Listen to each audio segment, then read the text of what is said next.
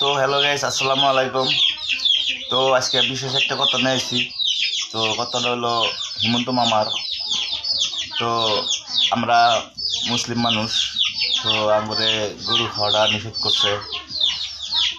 যাই হোক, ভালো হয়েছে, নিষেধ করাটা খারাপও না একবারে।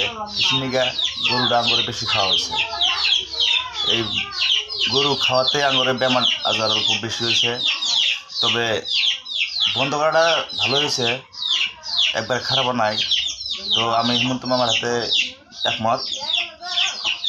আঙ্গুর যদি গরু খাওয়ার অত্যন্ত দরকার থাকে, তাহলে আমরা খুব নিরিবিলি জায়গায় একেবারে গরু জব করবো, খামো।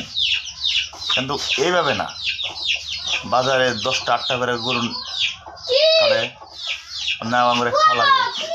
এত গরু যদি খাই, তাহলে আঙ্গুর বেমার হবো না মানুষের।